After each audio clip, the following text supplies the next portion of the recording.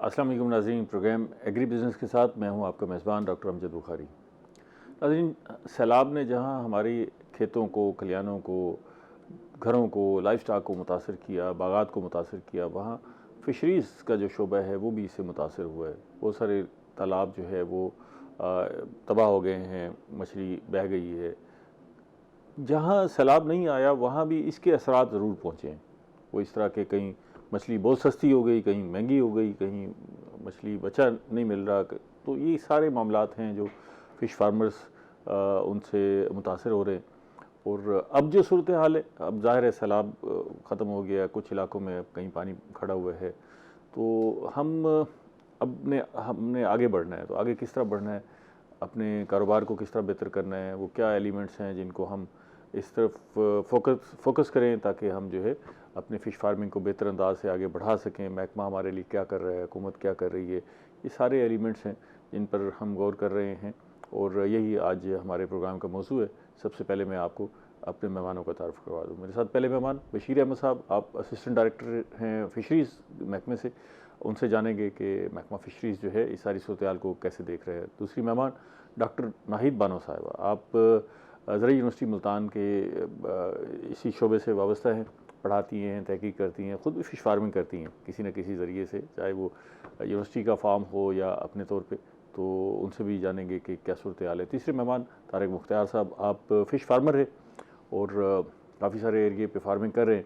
और ये जो फार्मर है वो बराह रास्त मुतासर होता है, नफ़े की सूरत में भी, नुकसान की सूरत में भी ना। तो इनसे बेहतर जो है वो मामलात शायद ही कोई समझता हो। बहुत शुक्रिया तीनों मेहमानों का। बशीर साहब, ये प्रोग्राम से पहले एक हट के, आप खुद मछली खाते हैं? जी बिल्कुल। हफ्ते में कितनी दफ़ा खाते हैं? हफ्ते में तो महीने में वंस और ट्वाइस।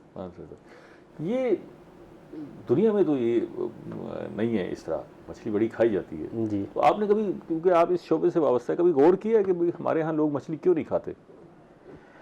सर, एक्चुअली जो है ना, सबसे हमारे यहाँ जो है अवेयरनेस की कमी है कि लोगों को सबको पता है कि भाई बड़ी फ़ायदेमंद है मछली। सर, ये सिर्फ सीज़न में, सिर्फ देखिए ना, सर्दी में तो लोग खाते हैं लेकिन गर्मी में तो नहीं खाते। लेकिन वर्ल्ड वाइड में तकरीबन लास्ट टाइम हमारी डिस्कशन एक फॉरेनर से हो रही थी। तो उन्होंने कहा जी हमारे बांग्लादेश का हमारा कंसल्टेंट था, वो हमारे पास है। तो वो कहते हैं हम 48 kg पर एनम पर बॉडी जो है यूज़ करते हैं। इन पाकिस्तान लेस देन 2 100 मन जो है मछली हर बंदा खा जाता है। हाँ, लेकिन हमारे यहाँ तो शायद साल में कोई शादो नादिर जो है वो नादिर जो सर ये है, तो वो 2 kg पर बॉडी पर एनम। ये बड़ी अजीब सी सूरत हाल है। अच्छा, मछली का गोश्त अब बाकी गोश्त से है भी सस्ता। जी बिल्कुल, अगर देखा जाए। हाँ जी। अच्छा, उसमें ग़िज़ाइयत भी है, जायका भी है, लेकिन लोग मछली की तरफ राग़िब नहीं हो रहे। तो ये ऐसे सोचना चाहिए। सर, वाइट प्रोटीन है और सबसे बेहतरीन है। और जो लोग मिसाल के तौर पर ब्लड प्रेशर के मरीज़ हैं, हार्ट, बहुत सारी बीमारियों से बचाता है, तो बेहतरीन चीज़ है। बेहतरीन बावजूद जो है वो हम फ़िश की तरफ राग़िब नहीं हो रहे। डॉक्टर साहब, आप मछली पकाती हैं? जी जी, ये तो चलो खाते हैं, पकाती है। कितनी महीने में कितनी दफ़ा पकाती है? आप ये समझ लें 15 दिन में एक दफ़ा, कभी 2 दफ़ा भी हो जाती है। अच्छा, क्योंकि यहाँ रेशो बेहतर है आपकी तरफ। हाँ, रेशो इसलिए बेहतर है कि क्योंकि हमारे घर में बच्चा मौजूद है। अच्छा। और शुरू से मेरी कोशिश थी कि उनमें टेस्ट डेवलप हो जाए।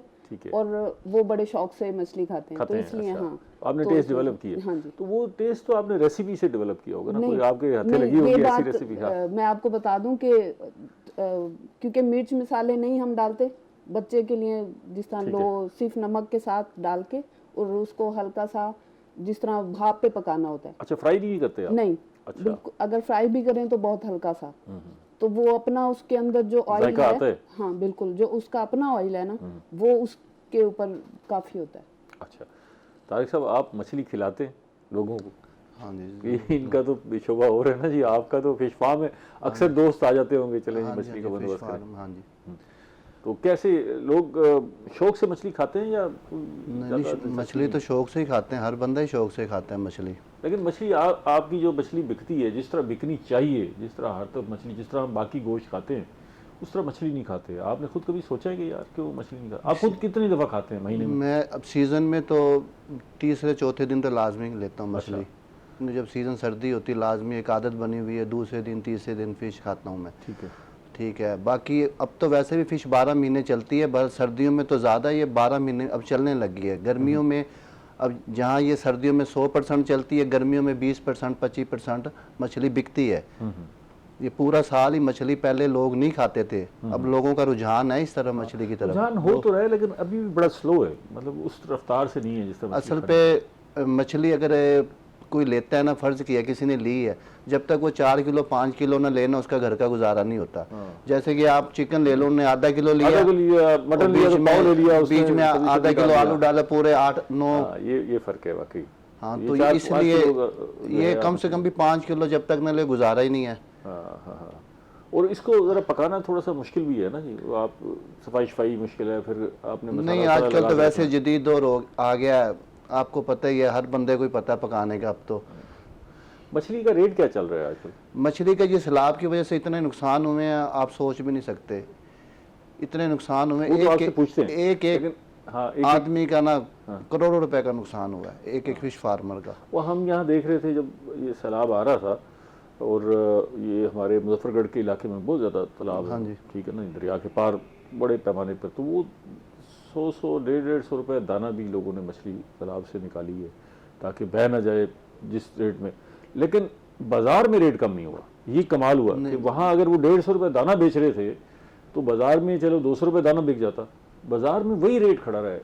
आज भी मंडी से पता नहीं क्या सूरत हाल है, लेकिन आप रेडी से लें, बाज़ार से लें तो महंगी। मैं एक फ़िश फार्मर भी हूँ और मेरी होलसेल की आड़त भी है मार्केट में।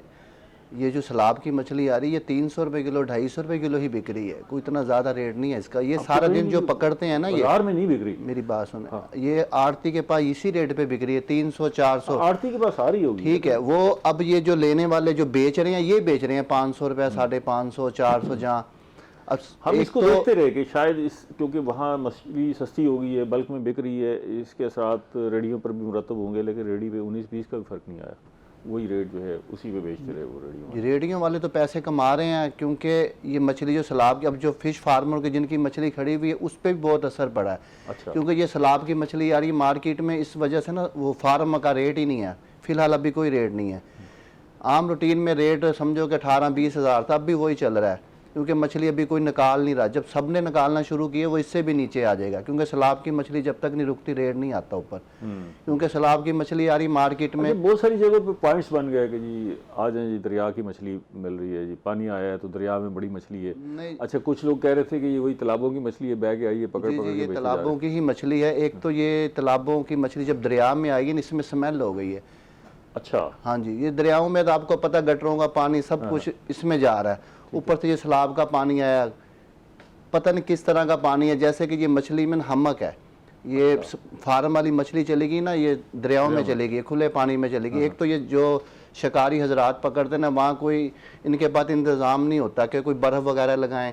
इन्होंने मछली पकड़ी वहीं कूड़े पे डाल दी, वहीं पड़ी रही सारा दिन धूप में छाँव में जैसे भी। उसके बाद इन्होंने बेड़ियों में लेके आए हैं अपनी जगह पे, वहाँ इन्होंने खराब हो जाती है। हाँ जी, वो उसके साथ ना इसके ऊपर 70% मछली खराब होती है, वो फिर मछली आती है मार्केट। एक ब्रेक ले लूँ फिर इस पर मजीद बात करते हैं। हमारे साथ रहिएगा, अहम मौजू है मछली का, आप इससे बराह रास्त मुतासर होते हैं।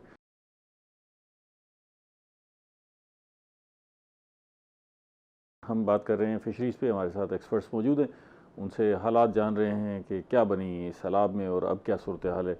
बशीर साहब, ये जब सैलाब आ रहा था तो एक बड़ा खौफ का आलम था, हम ये देख रहे थे, ख़ास तौर पे फिशरीज़ के जो फार्म, अमूमन फार्म दरियाओं के किनारे सैलाबी इलाकों में बने हुए थे, तो आप इसको किस नज़र से देख रहे थे? ये खौफ महकमा फिशरीज़ में भी था और आप परेशान थे, और फिर अब जो है अगर हम मजमूई सूरत हाल देखें तो हमें जो वो 100% ख़दशा था कि ये तबाही हो जाएगी, उसमें से कितनी तबाही हुई, कितनी बचत हो गई? सर ज़ाहिर सी बात है, जब सैलाब आ रहा था तो फ़िश फार्मर काफ़ी परेशान थे, और हमें उन्होंने रिपोर्ट भी की कि सर हमारी जो है ना फ़िश ऐसी हो जाएगी, ऐसी हो जाएगी। हमने उनको कहा ज़रा देख लें सिचुएशन उसके, और बहुत सारे फार्मर ने फ़िश निकाल भी ली और औने पौने उन्होंने बेची भी थी। इससे वो ये चाहते थे कि अगर चलो को something is better than nothing, कुछ मिल जाए, सारा गवाने से जो हाँ बेहतर है जो है वो हम निकालें, और मोस्टली उन्होंने निकाली भी थी। और कम रेट पे उन्होंने बेची है। और उसके बावजूद भी काफ़ी सारे लोग इंतज़ार किया कि यार चलें सैलाब गुजर जाएगा तो बचत हो जाएगी, लेकिन उनकी काफ़ी लोगों की मछली का बड़ा नुकसान हुआ। नुकसान भी हुआ। हाँ जी, फिश अच्छा, फार्म। काफ़ी सारों की बचत भी हो गई। हाँ जी, उन्होंने बचत बंशन बना लिए, कुछ ऊंचे कर ली जगह, कहीं काफ़ी सारी बचत भी हो गई। ऐसे ही है। रंगपुर वाली साइड में हमारे मुजफ्फरगढ़ में जो है ना तकरीबन लॉस हुआ है, लेकिन उस ह्यूज लेवल का नहीं हुआ। बचत होगी, जिन्होंने अपने बन वगैरह मजबूत कर लिए आपस में मिल के 5-7 लोग, क्योंकि वो 10 पीछे लोग। पहले तो हम कैलकुलेट कर रहे थे ना कि 10-11 लाख क्यूसेक पानी आएगा, हाँ तो जी, हाँ उसमें तो कुछ भी नज़र आ रहा था कि सब कुछ ख़त्म हो जाएगा, ख़त्म हो तहस-नहस जाएगा। फिर वो कम हो गया, 5-7-6 लाख क्यूसेक पर आ गया, तो हाँ उससे जी। काफ़ी सारी बचत हो गई। उससे काफ़ी बचत होगी। अच्छा, अब ये अभी तो सर्वे होना है, ज़ाहिर है अंदाज़ा लगेगा हाँ सही कि भाई क्या नुकसान हुआ, लेकिन अगर आप मजमूई तौर पे देखें, आप खुद इस शोबे से वाबस्ता हैं, तो हम क्या कह सकते हैं कि बहुत ज़्यादा नुकसान है या हम ऐसा नुकसान है जिस पे काबू पा सकते हैं, कोई इतना बड़ा मसला नहीं है, हमें आगे साल की जो फार्मिंग है उसमें बहुत ज़्यादा खदशात नहीं है? सर देखिए, हमारा जो है ना इसका मुल्तान एरिया फिर भी काफ़ी हद तक सेव रहा है, ठीक है। लेकिन हमारा डिस्ट्रिक्ट में से जो जलालपुर है वो ज़्यादा डैमेज हुआ है। वहाँ फार्म है बहुत ज़्यादा? फ़िश फार्म भी हैं। अच्छा। और बल्कि काफ़ी सारे फ़िश फार्म हैं, लेकिन वहाँ बहुत ज़्यादा लॉस हुआ है। वो तो अभी तक पानी खड़ा हुआ है, अभी तो तक बिल्कुल। पानी, अभी तक वो ख़त्म ही नहीं हुआ, अभी तक पानी अभी चल भी रहा है अच्छा, अभी। ये जो नुकसान हुआ है इसमें ज़्यादा नुकसान क्या होता है अमूमी तौर पे जहाँ फ्लड आ जाए? एक तो ये हुआ कि वो मछली बह गई, हाँ जी, ठीक है। दूसरा वो जो फार्म की हैयत है वो भी बदल जाती है। बदल जाती है। अच्छा, उसके बन वगैरह टूट जाते हैं, फिर उनको रिहेबिलिटेशन करने के लिए हमें दोबारा जो है ना वो सारा कुछ देखना पड़ता है। उसके इनलेट आउटलेट फ़िश के होते हैं, और जो फार्म सारे बना मुतासर हो हुआ जाते होता है तो काफ़ी हद तक डैमेज हो जाते हैं। अच्छा, फिर तो काफ़ी नुकसान हुआ लोगों को। हाँ जी, इस काफ़ी। हवाले से। सबसे ज़्यादा नुकसान तो उनका जो फ़िश वहाँ से चली गई वो ज़्यादा नुकसान है, और इसके लिए वो बन वगैरह बनाने के लिए वो इतना ज़्यादा वो लॉस नहीं है, लेकिन ये सबसे ज़्यादा लॉस है जो फिश बह गई। जो फ़िश बहेगी। इसका मतलब ये है कि जलालपुर पीरवाला के लोगों ने ज़रा इसमें ताख़ीर की, अगर वो मछली निकाल लेते तो कुछ बचत हो सर जाती। एक्चुअली वहाँ 2 दरिया लगते हैं ना, वो एक को ये चिनाब जाता है, दूसरा उधर से सतलुज जाता है, और सतलुज में काफ़ी मिकदार जो है ना ज़्यादा रही है पानी की, तो इस वजह से वहाँ लॉस हुआ। ये लोग कह लेकिन रहे फिश फार्मिंग कंपेरेटिवली मुल्तान से और मुजफ्फरगढ़ से वहाँ कम है, कम है। अच्छा, ये डॉक्टर साहब सुना है आपकी यूनिवर्सिटी भी उधर फार्मिंग कर रही थी जलालपुर जी पीरवाला जी, में। हमारा वहाँ पे क्या बना फार्म है। उस फार्म का? वो भी जाहिर बात है पानी से बहुत ज़्यादा मुतासिर हुआ, सारी बह गई। तो जिस तरह आप नुकसान की बात कर रहे हैं, इसमें एक तो ये है कि इंफ्रास्ट्रक्चर जो है वो मुतासिर हुआ कि वो बंद या जो भी डैमेज होते हैं, इनलेट आउटलेट। लेकिन साथ में जो इन्होंने ये आपने भी बोरिंग की हुई थी वहाँ से पानी के लिए, या कोई पानी जो है नरी इस्तेमाल करते थे? नहीं नहीं, वो आ रहा था साफ पानी, क्योंकि जो अंदर का ज़मीनी पानी तो कड़वा है। वो तो कड़वा है ना उसमें। तो उसमें साथ में मैं ऐड करना चाह रही हूँ, जिस तरह अभी आप पूछ रहे थे डैमेज का, तो उसमें एक और चीज़ जो दरिया से के साथ आएगी और नेक्स्ट हमें ख़तरा है कि उसमें कोई डिजीज़ आउटब्रेक भी हो सकती है। अच्छा, कोई बीमारियां तो मछलियों में भी? हाँ जी, मछलियों अच्छा। में भी। दूसरा ज़ाहिर है वो पानी आया है एक तरफ से, तो वो मतलब जो कड़वा पानी, वो जो ज़मीन थी उस पे तो बेहतरी आएगी कुछ, लेकिन जो नुकसान ये है एक बीमारी का, और दूसरा जो दरिया की कार्निवोरस या दूसरी फिश एंटर हो जाएंगी फार्म के अंदर, उनको भी तो देखना पड़ेगा कि अगर वो हैं तो जब तक वो रिमूव नहीं होंगी तो नेक्स्ट डैमेज वो भी काज करेंगी। अच्छा, ये एक नया पहलू है कि हाँ वो जी। बाहर से जो फिश उस पॉन्ड में आ जाएगी, पॉन्ड में आ जाएगी, वो भी नुकसान करेगी। और अगर वैसे वहाँ इसमें पर नुकसान समझ से गलत है, फिश आ गई अच्छा हो गया, मछली आ गई है, बाहर से भी आ गई है, नहीं, अलग ही बाहर से आ गई, अब वो कार्निवोरस फिश थी। हम तो जो डाल रहे हैं वो दूसरी फिश हैं, वो उनको खा जाएंगी जो बच्चा अच्छा, हम मछली डालेंगे। को खा हाँ जाएगी, जी। ठीक है। दूसरा ये नुकसान है कि अगर वहाँ पे मतलब सैलाब तो सारे एरिया में आया ना, अगर वहाँ पे हमने कोई बाहर से लाके इंट्रोड्यूस कराई हुई है पंगेशियस या कोई और कार्निवोरस फिश, वो पानी से बह के चली गई दरिया में, तो वो जो नेचुरल जो हमारा इकोसिस्टम है वो डैमेज हो जाएगा।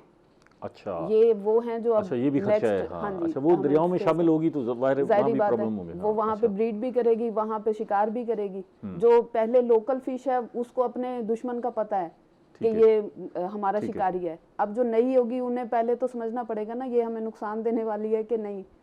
तो वो मतलब एक नया इकोसिस्टम चेंज अच्छा, अच्छा, अच्छा, अच्छा। तो इस पे तो वैसे यूनिवर्सिटी को कुछ स्टडी भी करानी चाहिए अगर हाँ जी, ऐसी बिल्कुल सूरत हाल है। बिल्कुल, हम तो इसी आप पर ही कर रहे नेक्स्ट काम कर रहे हैं। अच्छा, ठीक है। अच्छा तारिक साहब, ये आपके भी फार्म्स पता नहीं मुतासर हुए हैं नहीं, लेकिन आपके बहुत सारे फार्मर्स होंगे जो दोस्त होंगे, उनके फार्म मुतासर हुए हैं, तो वो अब मुतालबा क्या कर रहे हैं फिश फार्मर्स ना, कि उनको क्या सपोर्ट की जाए ताकि वो अपने कारोबार को बहाल कर सकें? सपोर्ट के उनकी 10-10 साल की जो कमाई थी एक ही दफ़ा ही चली गई। हुकूमत तो सपोर्ट नहीं कर रही अक्सर ना। होता ये है कि बंदा एक फार्म बनाता है, फिर उसके साथ दूसरा, फिर तीसरा, फिर इस तरह वो सारी इन्वेस्टमेंट वहीं करता रहता जो है। तो है ना 1-2 मुरब्बे वाला, उसने तो अपनी मछली पकड़ ली फौरी, ठीक है, जितनी भी हो सकी, उसको तो नुकसान हुआ कम। ठीक है। जो तो जैसे कि बड़े फार्मर में शुमार होते हैं, जैसे कि इमरान कुरैशी है, उसकी कम से कम 30 से 35 मुरब्बे की फार्मिंग थी इधर नकास वाली साइड पे, सारी पानी फिर गई, ज़ाया हो गई। कम से कम भी 80 से 90 करोड़ रुपए की मछली थी, वो गई। 80-90 करोड़ रुपए की मछली? हाँ जी, 80 से 90 करोड़ रुपए की मछली थी उसकी, उसने तो बेचारे ने एक दाना भी नहीं पकड़ा। इस तरह कई फार्मर हैं, अकेला वो नहीं है, उस एरिया में कई बड़े बड़े फार्मर हैं, ठीक है, तो उनके सबके वो समझो कि पानी फिर गए, ऊपर से पानी गया, मछली ख़त्म। जैसे पानी तालाबों के ऊपर से गुजरा है ना, तो मछली साथ ही चली गई है, वो नहरों में आ गई, कुछ दरियाओं में आ गई। तो अब वो नुकसान तो हुकूमत नहीं दे सकती ना इतना, हुकूमत ने कहाँ देना नुकसान, वो तो उनकी सारी ज़िंदगी की कमाई गई। अब नए सिरे से वो करेंगे काम, ठीक है, उसको बहुत टाइम लगेगा। अब इधर हेड मोहम्मद अली साइड पे लोगों का भी करोड़ रुपए का नुकसान हुआ है। 10-10 साल लगे थे उन्होंने अपनी फार्मिंग बढ़ाते बढ़ाते, जो 1 मुरब्बे का था उसे 5-7 साल लगे, फार्मिंग बढ़ाते बढ़ाते 10 मुरब्बे का फार्मर बन गया। और 10 मुरब्बे की मछली वो 4-5 दिन में तो नहीं पकड़ सकता ना, वो ज़्यादा ज़ोर मार के कोई 2 मुरब्बे की मछली निकाल ली होगी, बाकी वो भी सारी ज़ाया। ओहो, अच्छा। तो इस वजह से लोग बहुत इससे परेशान है, फ़िश फार्मर ख़ास तौर पे, उनकी रातों की नींदें भी हराम हुई पड़ी, भी हमारे साथ हुआ क्या, पता ही नहीं चला, एकदम ही ख़त्म हो गया सब कुछ। अच्छा, वो लाइफ स्टॉक में तो जो जानवरों में तो गवर्नमेंट कुछ सपोर्ट भी कर रही है, फिश में क्या सपोर्ट हो सकती है? वो फार्म फिश में गवर्नमेंट ने नहीं आ सकती, क्या नुकसान? फिश में क्या करनी है स्पोर्ट, गवर्नमेंट ने कहना जी वो पानी में थी चली गई, अब क्या किसको। विशेष साहब ये बताइएगा कि ये भी बड़ा अहम पहलू है कि भाई वो मछली, इतनी सारी मछली जो फार्म्स में थी वो अब दरियाओं में पहुंच गई है, तो ये दरियाओं में मौजूद रहेगी या समंदर की नज़र हो जाएगी? सर बेसिकली हम जो है ना ठेका जात देते हैं दरियाओं का। हाँ। जैसे मेरे पास मुल्तान है, शुजाबाद है, जलालपुर है, 3 तहसीलें हैं। तो मछली चली गई तो कंट्रैक्टर इनको पकड़ लेता होता है, पकड़ लेंगे वो? पकड़ लेंगे। उनके तो बल्ले बल्ले हो गए, उनकी तो ज़ाहिर सी बात है, उनकी तो चांदी होगी ना। अच्छा। अब बल्कि हमारे लाइसेंसेस भी बढ़े हैं, जहाँ हमारे पास 800 लाइसेंस थे अब उसके डबल हो गए हैं। लोग शिकारी बहुत हैं, उनको पता नजर आया कि नहीं यार मछली आई हुई है। हाँ ठीक जी। है, हाँ, तो ये ठेकेदारों को बड़ा फ़ायदा हुआ है, लेकिन फ़िश फार्मर को नुकसान हुआ है। अच्छा, ये समंदर में नहीं जाएगी, समंदर में नहीं जाएगी, यहीं रहेगी? हाँ जी। चलो फिर तो कुछ ना कुछ लोगों का भला हो जाएगा, लोगों का भला हुआ है, बहुत सस्ती हो जाएगी, किसी ना किसी का नुकसान हुआ, किसी एक जेब से निकल के दूसरी जेब में जाएंगे, फिर भी ठीक है। हम ये सोच रहे थे कि ये समंदर बुर्द हो जाएगी, वहीं चली जाएगी, तो नहीं सर, यहीं से पकड़ी जाएगी। मैं एक वक्फा ले लूँ, फिर मजीद बात करते हैं।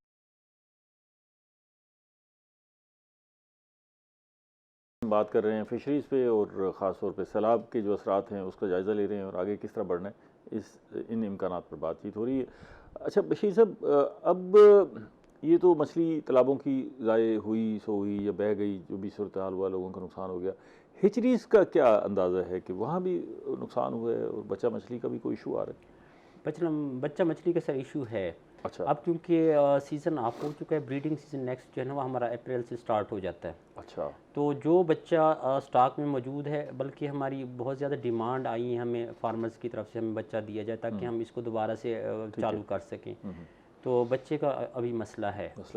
हाँ, लेकिन ये इंशाल्लाह हो जाएगा जब मार्च में, इंशाल्लाह कवर तो हो जाएगा, कवर हो जाएगा। लेकिन अभी ये बुरा नहीं। डॉक्टर साहब, ये जो बच्चे मछली का मामला है, इसको आप किस नज़र से देख रही हैं और आपके पास कोई सोल्यूशन है इसका कि जिनके पास ऐसी कोई सूरत हाल नहीं है, जैसे बशीर साहब कह रहे हैं कि अप्रैल में जाके सीज़न शुरू होगा हिजरी का, इसको प्री मैच्योर भी कोई हो सकता है या नहीं, ऐसा क्या? नहीं, प्री मैच्योर नहीं होगा, लेकिन स्पीशीज़ वाइज क्योंकि डिफरेंस है, तो ज़ाहिरी बात है कि मुख्तलिफ स्पीशी का ब्रीडिंग सीज़न डिफरेंट है। जनवरी से ऑनवर्ड थोड़ा सा ब्रीडिंग सीज़न स्टार्ट हो जाएगा, लेकिन फिर वही बात है कि जहाँ डैमेज हुआ है वो पहले अगर फार्मर्स अपना ड्राई करके कंस्ट्रक्शन ठीक कर लें, ताकि उसको एक दफ़ा ड्राई हो जाएगा तो फिर वो जो डिजीज़ का या बीमारियों का जो खदशा है ना वो ख़त्म हो जाएगा। अच्छा, ये बड़ा आपने अहम पहलू उठाया था कि जी वो डिजीज़ ब्रेकआउट हो सकती हैं, तो मछलियों में क्या बीमारियाँ फैलती हैं अमूमी तौर पे? मछलियों में वायरल भी होती है, बैक्टीरियल, फंगल, हर तरह की बीमारियां, इवन पैरासाइट्स भी इंट्रोड्यूस हो जाते हैं। अच्छा। तो जाहिर बात है, एक दरिया से पानी आया है, वहाँ पे अपने साथ वो मुख्तलिफ पैरासाइट्स भी लेके आया है, मुख्तलिफ जगहों से होता हुआ है। तो बेहतर यह है कि बजाय इसके कि फार्मर ये शिकायत कर रहे हैं कि बच्चा नहीं मिल रहा, अगर वो ड्राई करके उसको डिसइंफेक्ट करके नेक्स्ट मार्च में मिल जाएंगे। मतलब हौसला start रखें, करेंगे। हाँ जी, अभी जल्दबाजी ना करें, ना करें, अपने तालाबों को खुश्क करें। खुश करके उसको प्रिपेयर कर लें नेक्स्ट सीजन के अच्छा, लिए। वो जो है इसके लिए कोई, जैसे आप कह रही हैं कि फंगल भी हो सकती हैं, वायरल भी, बैक्टीरियल भी हो सकती हैं, तो इसके लिए तालाबों में कोई दवाई शवाई छिड़कने की ज़रूरत है, या वही जो पुराना तरीका है तालाब को मेंटेन करने का या सेट करने का? पहले उसी को वो रखो। जी पहले ड्राई करके वो मेंटेन कर लें। उसके लिए सबसे अच्छा वो कैल्शियम कास्टिक, वो जो है कैल्शियम ऑक्साइड जो है, चूना जो हम डालते हैं, वो सबसे बेहतरीन है, वो इनफ है? वो इनफ है। अगर किसी का हुआ, वो फिर हम देख के कि कौन सी डिजीज है, वो डिजीज से नहीं तो related उसको ही होगा। वो जो अब क्योंकि तालाबों की हैयत बदल गई, मिट्टी बाहर से भी आई होगी, वो भी वहाँ आ गई, पैरासाइट जैसे आप कह रही हैं वो भी, तो उसको कोई ज़मीन की, उस तालाब की ज़मीन की तजज़िये की ज़रूरत है? जी वो भी दोबारा कराना पड़ेगा, कराना पड़ेगा। अच्छा, क्योंकि उस तज्जिए के बाद ही तो उन्हें पता लगेगा ना कि हमने फर्टिलाइजर कितना देना है। हो सकता है वो अब ज्यादा अच्छी जमीन हो जाए उसको, हाँ ये भी हो सकता है। अच्छा, वो तालाब को प्रिपेयर करने के बाद जो है फिर तजिया करवाए या पहले तजिया करवाए?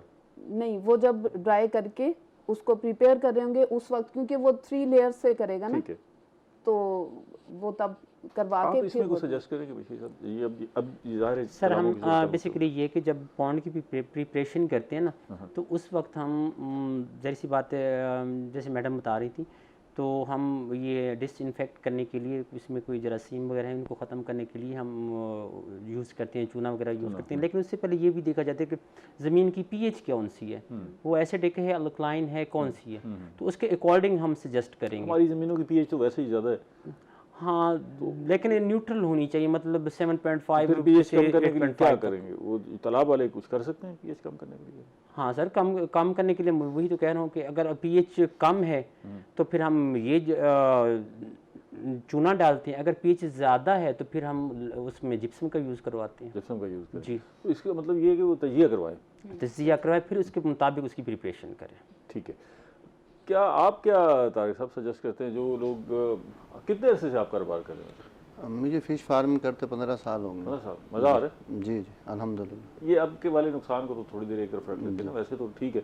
कहाँ से शुरू, कहाँ से किया था, कितने पैमाने पे शुरू किया था, अब कहाँ तक पहुँचे? मैंने ये 1 मुरब्बे से शुरू किया था। अच्छा अल्हम्दुलिल्लाह मेरे पास 250 एकड़ की फार्मिंग है। अच्छा, माशाल्लाह। 300 एकड़ की थी, कोई मैंने 50 एकड़ छोड़ी यहीं से है। कमाया होगा, यहीं से हाँ जी बनाया होगा। अल्हम्दुलिल्लाह, यहीं से सब कुछ बना है जी। तो ये अब आप जो हमारे फ़िश फार्मर हैं, जिनके तालाब मुतासर हो गए हैं, पानी आ गया है, ज़मीन छोड़ गया, मिट्टी छोड़ गया है, पानी कुछ, उनको आप क्या मशवरा देंगे, क्या करें? मशवरा यही है कि जैसे डॉक्टर साहब ने बताया कि तालाब एक दफ़ा तो रिपेयर होंगे, उसके बाद नई उसमें पानी डलेगा तो फिर जाके वो कारआमद होंगे, क्योंकि ये बाहर से जो आई इसमें रेत वाली मिट्टी भी है, सारी एक दफ़ा तालाब भरे हुए पड़े हैं मिट्टी के साथ, रेतली मिट्टी है इसमें। ये एक दफ़ा सफाई होगी तालाबों के, नए सिरे से ये तालाब बनेंगे। ठीक है। हाँ जी। ये बशीर साहब, पंजनत पे हमारी केज फार्मिंग भी काफ़ी हो रही थी, जी जी तो उसका भी नुकसान हुआ होगा या केज शेज उठा लिए होंगे, क्या सूरत हाल होगी? सर, कुछ जगहों पे हमारे जैसे यहाँ बिहाड़ी साइड पे थे, वहाँ जो है ना काफ़ी फ्लड आया, तो वो केज जो है ना वो ख़त्म हो गए हैं। अच्छा, ख़त्म भी हो गया? ख़त्म हो गए। यहाँ भी गुजरांवाले साइड पे भी थे हमारे कुछ, वो हैवी रेन हैवी से फ्लड की वजह से ना वो डैमेज्ड हो गए हैं। अच्छा। लेकिन एक प्राइवेट सेक्टर है, वो अभी इधर जो हमारे हेड पंजनाथ पे केजेस लगे हैं वो महफूज है, उसको कुछ नहीं हुआ। ये अब नुकसान तो हुआ सो हुआ, जी सैलाब आया ज़ाहिर है, लेकिन समटाइम में ब्लेसिंग इन डिस्गाइज भी होती है। जैसे अभी भी बहुत सारी ज़मीनों को फर्टाइल कर जाएगा, फिर वाटर रिचार्जिंग हो जाएगी, जो ज़मीन पानी है उसकी सतह बेहतर हो जाएगी, कहीं कटाव हो जाएगा, कहीं कटाव दरिया ज़मीन छोड़ जाएगा, तो ये ब्लेसिंग भी होती है, दरिया के साथ जुड़ी होती है। तो फ़िश के हवाले से, फिशरीज़ के हवाले से, फ़िश फार्मिंग के हवाले से भी कोई ब्लेसिंग इसमें है, इस सैलाब में, अगर जिसको हम देखें? सर, देखा जाए तो इतनी ख़ास नहीं है। कुछ ज़मीनें जो है ना, मतलब जो काफ़ी जिनका पानी कड़वा था वगैरह था, पानी जो है ना ये रहेगा तो बेहतर हो जाएगा, वो ज़ेर ज़मीन ज़मीन भी बेहतर फ़र्क हो पड़ेगा। फ़र्क पड़ेगा। अच्छा, मेरा ख्याल है जलालपुर पीरवाला के एरिया में अभी भी बहुत पानी खड़ा हुआ है, 18 स्क्वायर किलोमीटर के एरिया में पानी खड़ा है, मौजूद है। बिल्कुल अभी खड़ा है। अच्छा, और अभी फिर गड्ढा सिंह से मजीद पानी भी आ गया, जी वो भी अभी पहुंचेगा। तो इसका मतलब ये है कि लगता है ऐसे है कि अगला 1 महीना फिर पानी जो है ना यहाँ मौजूद जी, ऐसी रहेगा। ऐसी ही है। तो उससे कोई जो नीचे ज़ेर ज़मीन पानी है और जो ज़मीन की हैयत है, जैसे वहाँ पर कड़वा है, पानी कड़वा है, उसमें फ़र्क की उम्मीद है। फ़र्क की उम्मीद है, इंशाल्लाह वो बेहतर हो जाएगा। इतने दिन अगर पानी खड़ा होता है, हाँ जी, ज़ाहिर है तो वाटर टेबल भी ऊपर आ जाएगा और पानी की कड़वाहट भी आहिस्ता आहिस्ता जो ना वो थोड़ी सी ब्रेकेज जो है वो ख़त्म हो जाएगी, ठीक है, कम हो जाएगी कम बल्कि। हो जाएगी। आप क्योंकि महक़िक़ हैं, आप हमें बताइएगा कि इस हवाले से कोई इसमें ब्लेसिंग भी है फिशरीज़ के हवाले से?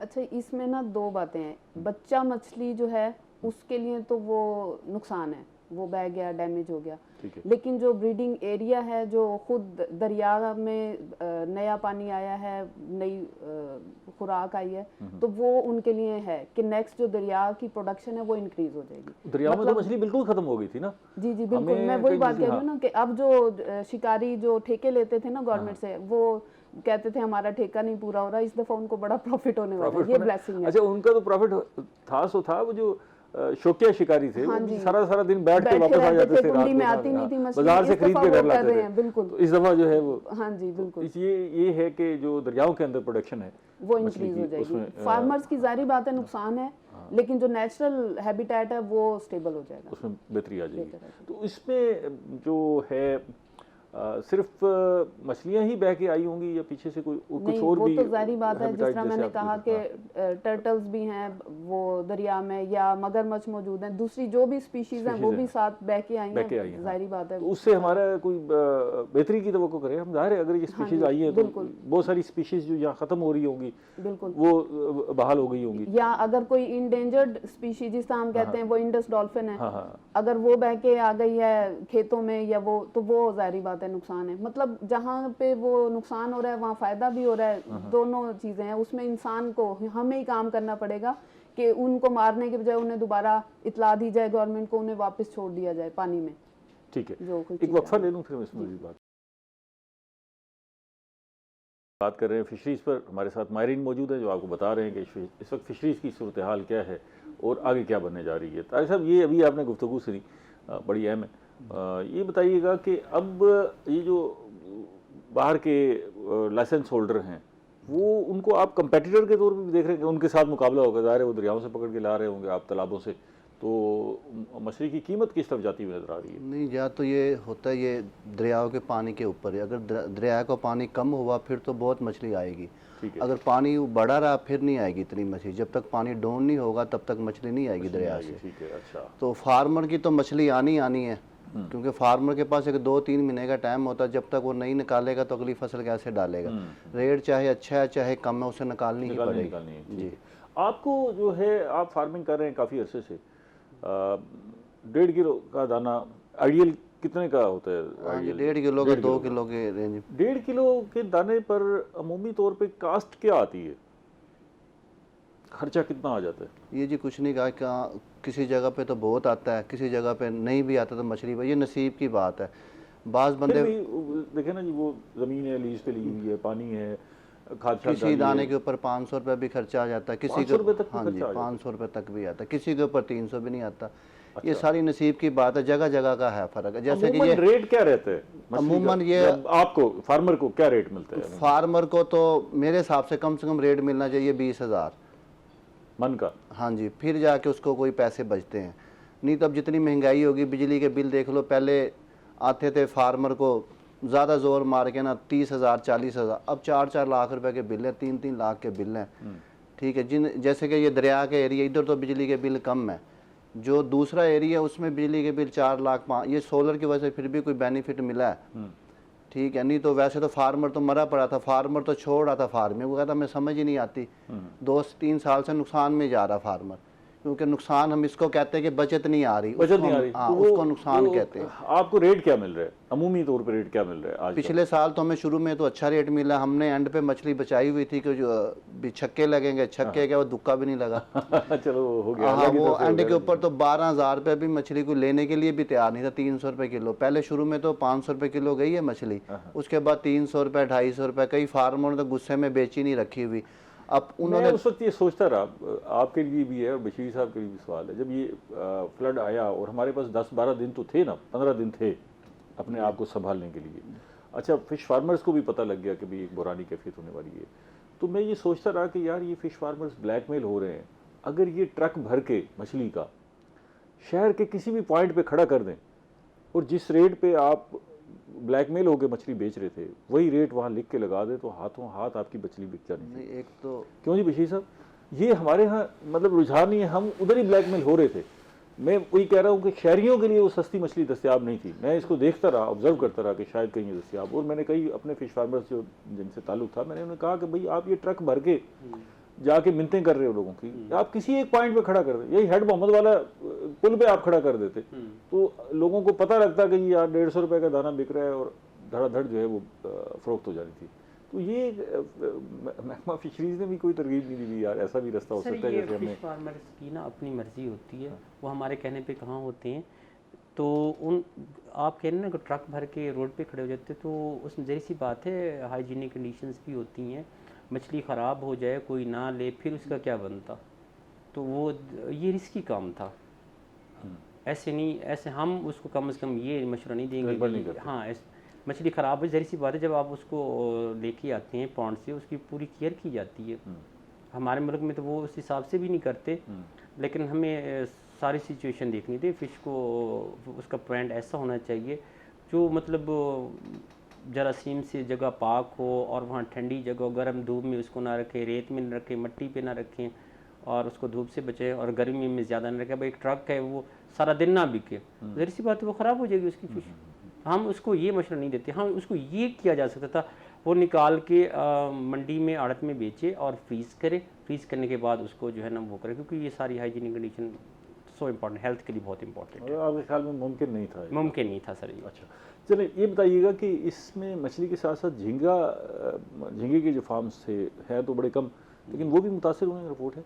नहीं सर, अब पहले हमारा एक पायलट प्रोजेक्ट हमने लगाया था हेड मोहम्मद वाले पे, 100 एकड़ पे हमने की, और अल्लाह का शुक्र है वो बहुत अच्छा रहा, जिसमें हमारा टारगेट था 100 टन आउट ऑफ 100 एकड़, और उसके अकॉर्डिंग जो हमने 120 टन जो है हमने जो है ना वो श्रिम्प निकाला।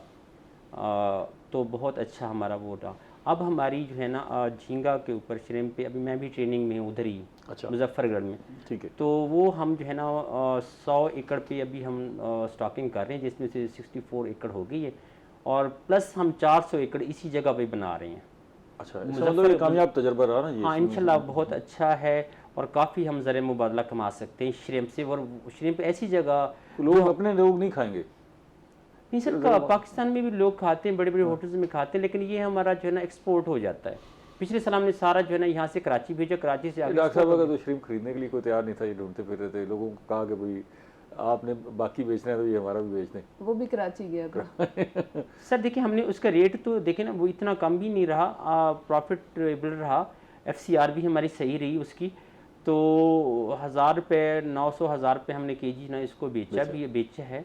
तो आगे उससे जो लोग थे उन्होंने भी काफ़ी इससे पैसा कमाया और इसको एक्सपोर्ट किया, और बहुत पसंद किया गया फ़ॉरेन में सर इसको। अच्छा, हाँ, तो ये का साइज अच्छा था? हाँ, वाइट श्रिम्प था, वैनामई हमारे पास था। ठीक है, बहुत अच्छा था। ठीक है। अच्छा, आपने भी कभी सोचा कि झींगे की फार्मिंग करें? नहीं, हमने नहीं सोचा। अच्छा, हमें उसका तजर्बा ही नहीं है, हमने इसलिए नहीं। तजर्बा ले ना, बशीर साहब बैठे हुए हैं, जिस पानी में मैं फार्मिंग कर रहा हूँ वहाँ झींगा पल सकता है। हाँ, ये तो बड़ा अच्छा प्रोजेक्ट है, इसमें गवर्नमेंट भी काफ़ी सपोर्ट कर रही है कि आप इस तरफ आएँ तो इसमें फ़ायदा हो सकता है। आप कौन कौन सी मछली फार्मिंग करते हैं? मैं तो ये रहू होगी, थैली हो गई, जो हमारे यहाँ आजकल बड़ा शोर है, लोग ख्वाहिशमंद हैं तरकंड खाने के भी, सिंगाड़ा के भी, इसकी फार्मिंग होती है? नहीं, तरकंड तो नहीं होता फार्मों में, ये मल्ली वगैरह डल जाती है, सिंगाड़ी भी डल जाती है। अब जिन तालाबों में एक तालाबी मच्छी है वो हो जाती है कुदरती तौर पे, वो जो रोहू को नुकसान देती है, उसकी वजह से ना हमें फिर ये मल्ली वगैरह तालाब में छोड़नी पड़ती है। वो उसे खा जाता है? हाँ जी, वो उसे खाती है। अच्छा, फिर मली बिक जाती है? हाँ जी, मल्ली बिकती है, अच्छे रेट पे बिकती है मल्ली। ये विशेष सब तरकंड और सिंगारे की फार्मिंग नहीं हो सकती? सर सिंगाड़ा की हो सकती है, और हम एक नई नस्ल जो है ना पंगेसियस, हाँ, ये अभी हम उस पर काम कर रहे हैं। अभी मैं ट्रेनिंग भी लेके आया हूँ लाहौर से। जो पंगेशियस फ़िश है हम इसको ब्रीड भी कराएंगे, और इसकी डिमांड भी है, और इसमें कांटे भी नहीं होते, और ये बड़े होटल्स में अच्छे तरीके से बिक ये जो जाती है। हमें होटलों में मिलती है मछली बगैर कांटे वाली, जी जी, स्टेक्स बने होते हैं, ये कौन सी फिश होती है? ये पंगेशियस भी होती है, और ये सिंगाड़ी वगैरह, और ये भी, और कुछ जो हैं वहाँ से भी मंगवाते हैं, कराची से भी मंगवाते हैं, कुछ समंदर की मछली भी होती है? समंदर की भी होती है। आप ज़रा कुछ सजेस्ट करें हमारे फार्मर्स को कि बेहतर बिजनेस के लिए जो है वो एक तो रिवायती फार्मिंग जैसे रोहू की कर रहे हैं, थैला की कर रहे हैं, कोई इसमें इनोवेशन भी है कि कहीं प्रॉफिट ज़्यादा हो, इस तरफ जा सकते हो? जी बिल्कुल। जिस तरह अभी, बल्कि मैं पिछली बात को ही लेके चलूँगी, आपने कहा ट्रक भर के वो ले आते और बेच देते। जब फार्मर पहले से मार्केट में आड़ती के साथ होता है कि ये रेट है, मैं मछली लेके आ रहा हूँ, तो वो रेट और होता है। अगर वो आड़त पे लेके आ जाता है कि ये मैं बेचने आया हूँ, तो उसको वो रेट नहीं मिलता। तो एक ये है नुकसान होने की वजह कि जब वो आता है। दूसरा प्रॉफिटेबल के हवाले से ये है कि जिस तरह हम कहते हैं कि मछली खाई जाए, वो हमने कहा कि चिकन किलो और वो आलू डाल लिया, यखनी बना ली, और इस तरीके से। तो अगर ये नई जो हम मछलियाँ लेके आए हैं, पंगेशियस उनमें से एक है, ये भी हम अपना तजर्बाती यूनिवर्सिटी में कर चुके हैं, बायोफ्लॉक में भी, पॉन्ड में भी, दोनों में बड़ी अच्छी प्रोडक्शन इसकी रही है। तो ये अगर इंट्रोड्यूस हो जाती हैं इस तरह की नई मछलियाँ, तो फिर क्या होगा कि बच्चे भी आराम से खा लेंगे, बूढ़े भी, क्योंकि उसमें कांटा नहीं होता। हाँ, दूसरा पहलू जो जैसे इन्होंने उठाया ना कि जो गोश्त आधा किलो चिकन और पाव मटन से, तो वो शोरबे वाला बनाते हैं। शोरबे वाला बना, तो अगर मछली शोरबे वाली बने तो इससे भी पाव से गुजारा हो जाएगा। कबाब बना लिया, इसके मतलब मुख्तलिफ डिश बन सकती हैं, और इसका टेस्ट भी अच्छा है। उसमें 10-20 सेकंड है, आप कुछ इस वक्त सजेस्ट करना चाहेंगे फार्मर्स को? हाँ जी सर, हम ना इनको फार्मर्स को चाहिए कि हम सिर्फ ट्रेडिशनल उस पर फार्मिंग पे खड़े हैं, न्यू आए। जैसे मैंने अभी बताया कि पंगेशियस है, या श्रिम्प की तरफ जाए, जहाँ जिनकी बैरन लैंड पड़ी है, मतलब वहाँ एग्रीकल्चर भी नहीं होती, कुछ भी नहीं होता, तो झींगे के लिए बड़ी झींगे के लिए वो बेहतरीन है। बहुत शुक्रिया आप तीनों में आना। वो प्रोग्राम का वक्त खत्म हो गया नाज़रीन, हमने फ़िश फार्मिंग पे बात की है, वो नुकसान हुआ है हमारे फार्मर्स को, लेकिन आगे फिर जो है वो एक नई मंजिल आपकी मुंतज़र है। हिम्मत के साथ, हौसले के साथ जो है अपने तालाबों को ठीक करें।